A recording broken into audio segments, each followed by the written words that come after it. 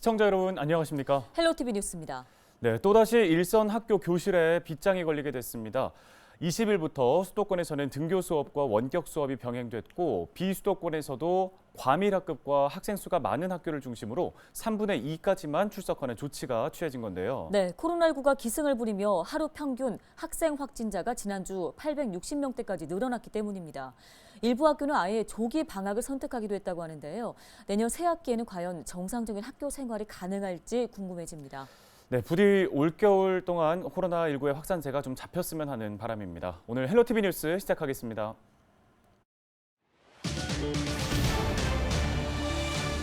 단계적 일상 회복이 중단됐지만 아직까지 확산세는 여전합니다. 주말 사이 강원 지역에서 300명에 가까운 확진자가 나왔는데 코로나19 발생 초기와 비교해 4배나 빠른 수치를 보이고 있습니다. 헬로티비 뉴스를 통해 가장 먼저 전해드렸던 고성 특수학급 폐쇄 소식. 보도 이후 학부모와 교원단체를 중심으로 반발 움직임이 확산되고 있지만 강원도교육청은 과밀 특수학급의 교사 배치가 우선이라는 입장을 고수 중입니다. 홍천군이 추진 중인 청소년 문화공간 조성 사업이 좌초 위기에 놓였습니다. 군의회가 관련 예산을 전액 삭감했기 때문인데 어찌된 일인지 취재했습니다. 강원도 내 외지인의 아파트 거래 비율이 전국 2위를 기록한 것으로 조사를 했습니다. 전체 거래량 중 40%가 외지인에 의해 이루어졌는데 수도권 규제 강화에 따른 풍선 효과로 분석됩니다.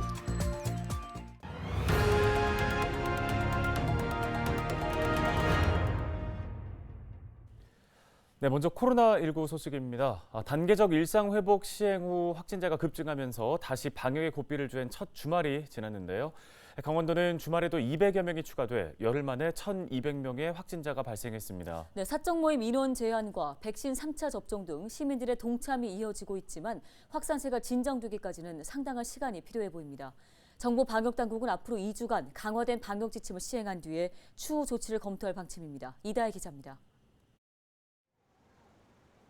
보건소 선별진료소 앞에 긴 줄이 늘어섰습니다. 지난 주말 원주에서 40명이 넘는 확진자가 발생해 그에 따른 검사 대상자들의 발길이 이어지는 겁니다. 또 백신 접종 확인이 본격 시행되면서 PCR 음성 확인서를 받으려는 검사 수요도 늘어났습니다. 지난 주말부터 강화된 사회적 거리 두기 조치가 다시 시행됐지만 시민들의 불안감은 더욱 높아지고 있습니다. 3차는 맞았는데 어제 방송에 보니까 또 3차 접종도 오미크론이 또 들어오는 게 한 4명 정도가 또 발생했다고 하니까 또한 이것도 마음을 놓지 못하지 않느냐. 강원도 내 코로나19 누적 확진자는 20일 오전 11시 기준 11,283명입니다. 속초, 고성, 양양 등에서 직장 내 집단 감염이 발생했고 춘천, 원주 등지에선 산발적 연쇄 감염으로 연일 두 자리의 확진이 이어지고 있습니다. 주말 사이 신규 확진만 285명에 이릅니다. 강원도는 지난 10일 10,000명 선을 넘은 지 불과 열흘 만에 1,200명이 추가돼 코로나19 발생 초기 확산세의 4배 속도를 보이고 있습니다. 도내 중환자 병상 가동률은 88%를 넘었고 전국의 위중증 환자도 계속 늘고 있는 상황입니다. 우리는 지금 중요한 순간에 있습니다. 3차 접종률이 증가하고 있고 사회적 거리 두기가 강화되었지만 아직 환자 감소세가 아니고 여전히 병상 가동의 여유도 별로 없습니다. 우리가 코로나를 극복하려면 보다 많은 노력과 충실한 방역 조치의 이행이 필요합니다. 도내 3차 접종 대상자의 접종률은 지난주보다 9%가량 증가해 44.4%를 기록하고 있습니다. 방역 당국은 백신 추가 접종 참여와 연말 잠시 멈춤으로 일상 회복의 동력을 되찾는 데 동참해 줄 것을 당부합니다. 헬로티비 뉴스 이다혜입니다. 지난 11월 헬로티비 뉴스를 통해 고성의 한 중학교 입학을 앞둔 장애 학생이 학교에 들어갈 수 없게 됐다는 소식 먼저 전해드렸는데요. 네, 강원도교육청이 이 같은 결정을 두고 학부모와 교원단체를 중심으로 반발의 움직임이 확산되고 있습니다. 이송미 기자입니다. 고성중학교는 지난 10월 행동 정서장애 학생 1명을 특수학급에 진학시킨다는 선정 결과 안내를 받았습니다. 고성중학교 특수학급에 학생을 배치한다는 내용인데 이 같은 강원도교육청의 통보는 한 달 만에 번복됐습니다. 장애 학생이 많은 다른 과밀 학급에 교원을 배치하기 위해 소규모 학급을 없앤다는 이유에서입니다. 이 같은 소식이 알려지자 학부모와 교환단체를 중심으로 반발이 확산되고 있습니다. 특수학급 폐지 통보를 받은 학부모 A씨는 지난 5일 국가인권위원회에 진정서를 제출하고 장애 학생의 교육권을 침해하는 결정을 재고해달라고 요청했습니다.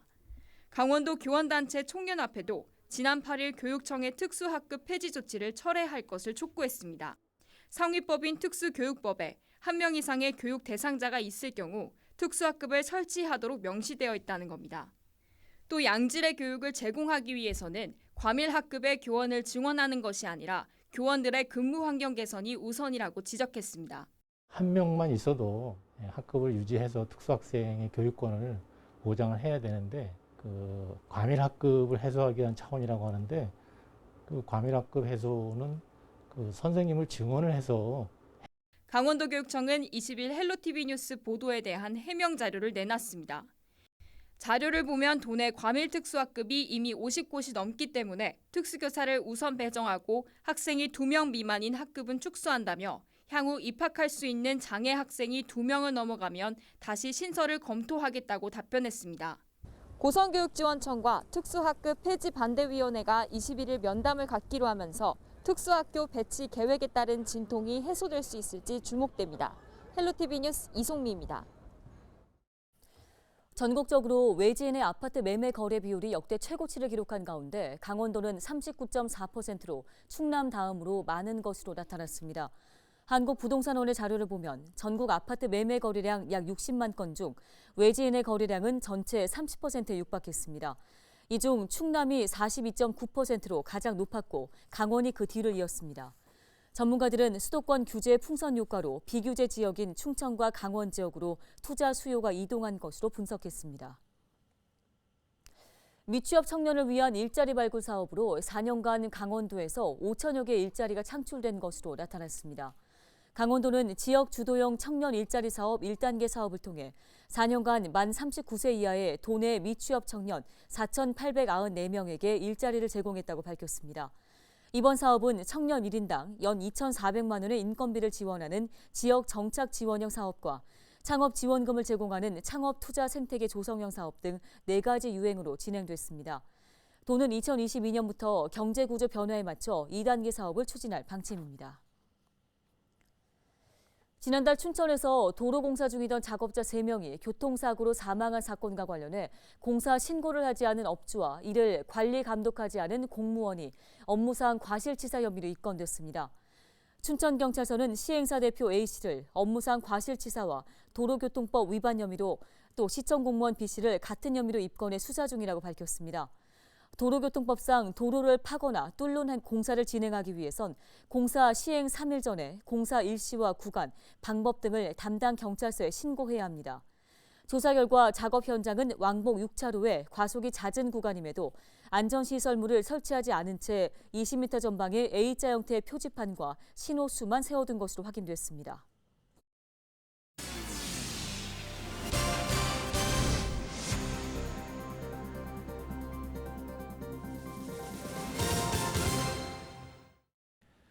홍천군이 추진 중인 청소년 문화공간 조성 사업이 좌초 위기에 놓였습니다. 군의회가 관련 예산을 전액 삭감했기 때문인데요. 네, 홍천군은 확보한 도비를 반납할 수도 있다며 예산 재심의를 신청할 계획인데 쉽지 않아 보입니다. 양진호 기자입니다. 홍천군청사 인근의 한 주차장. 홍천군이 청소년 문화공간을 조성하기로 결정한 곳입니다. 부지 매입비로 책정된 금액은 3억 8천만 원. 하지만 관련 예산이 모두 삭감되면서 사업은 좌초 위기에 놓였습니다. 부지 확보에 실패할 경우 홍천군은 확보한 도비 52억 원을 모두 반납해야 합니다. 홍천군은 예산안 제의 신청에 앞서 오는 22일 군의회와 재차 간담회를 가지기로 했습니다. 하지만 대체 부지를 마련하라는 군의회의 입장이 확고한 만큼 추가 예산 확보는 쉽지 않을 전망입니다. 앞서 군의회는 해당 주차장을 사업 부지로 활용하기 위해선 대체 주차장 확보가 반드시 필요하다고 못 박았습니다. 또 주차장 이전 문제에 대해 주민들의 의견을 반영하라고 주문했습니다. 하지만 2가지 요구 사항이 모두 지켜지지 않으면서 부지 매입비 전액이 삭감된 겁니다.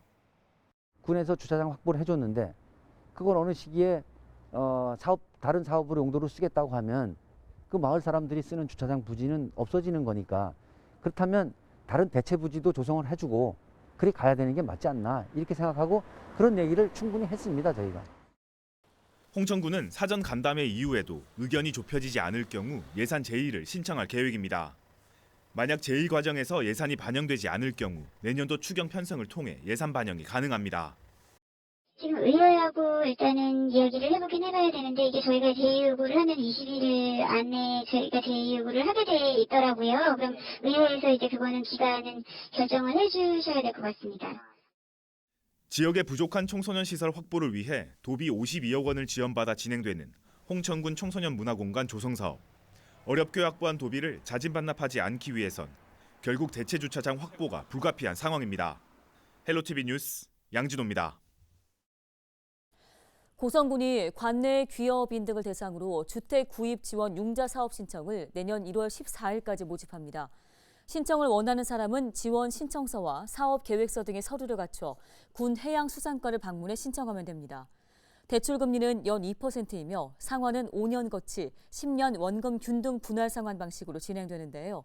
대출 한도는 가구당 기업 창업 자금 3억 원, 주택 구입 자금 7,500만 원입니다. 고성군의회가 내년도 해외 연수비와 군의회 의장, 군수 등의 업무 추진비를 대폭 삭감했습니다. 군의회는 군수 업무 추진비 5,400만 원과 의장 업무 추진비 2,500만 원 등을 삭감했다고 밝혔습니다. 또 군의원 해외 연수비와 자매도시 초청행사 참석, 공무원 국외 여행 수당과 의원 해외 연수 예산 등 2억 원가량도 삭감했습니다. 문화재청이 20일 삼척도호부 관아지를 국가지정 문화재 사적으로 지정했습니다. 삼척도호부 관아지는 조선시대 삼척 지역 통치의 중심지였던 곳으로 일제강점기를 거치며 대부분의 건물이 소실됐습니다. 문화재청은 지난 2010년부터 4차례에 걸친 발굴 조사를 통해 조선뿐 아니라 신라와 고려시대 유적과 유물도 함께 확인했다고 밝혔습니다. 다음 소식입니다. 양양군의 한 축사에서 화재가 발생했습니다.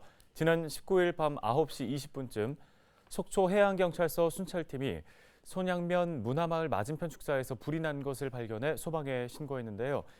불은 출동한 소방대에 의해 20분 만에 완전히 꺼졌습니다. 소방당국은 정확한 화재 원인을 조사하고 있습니다. 춘천의 네 번째 협동조합 택시가 운영에 들어갑니다. 춘천시는 내년 1월 1일부터 4호 협동조합 택시인 봄내 택시가 운행을 시작한다고 밝혔습니다. 봄내 택시 협동조합이 운영에 들어가면서 춘천 내 협동조합 택시는 모두 197대까지 늘어났습니다. 개관 20주년을 맞아 새 단장을 한 영월 별마로 천문대가 23일 재개관합니다. 별마로 천문대는 홀로그램과 미디어 아트, 미러룸 등의 새로운 관람 시설을 갖추고 방문객을 맞이하게 되는데요. 이와 함께 개관 20주년을 기념해 한 달간 소셜미디어 업로드 행사를 진행하며 천체 투영, 천체 관측 프로그램 등은 천문대 홈페이지에서 예약을 한 후에 이용할 수 있습니다. 횡성군이 여성가족부가 선정하는 여성 친화도시에 재선정됐다고 밝혔습니다. 횡성군은 지난 2016년 여성 친화도시에 지정돼 5년간 여성의 경제, 사회 참여 확대, 지역사회 안전망 구축과 가족 친화 환경 조성 등의 특화 사업을 추진해 왔는데요.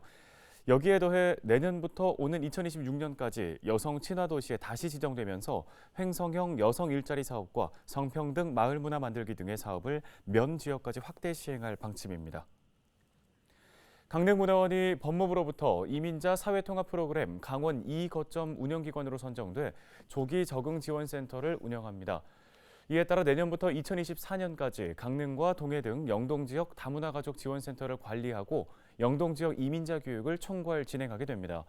강릉문화원은 지난 2009년 사회통합 프로그램 거점기관으로 처음 지정받은 이후 이민자의 한국 사회 적응에 필요한 기본 소양과 교육 등을 전담해 왔습니다. 양구군이 내년부터 일반 신용보증이 어려운 관내 소상공인을 대상으로 특례보증을 지원합니다. 양구군은 강원신용보증재단에서 5억 원의 출연금을 받아 모두 40억 원 규모의 특례보증을 한다고 밝혔습니다. 오늘 저희가 준비한 소식은 여기까지입니다. 네, 시청해주신 여러분 고맙습니다.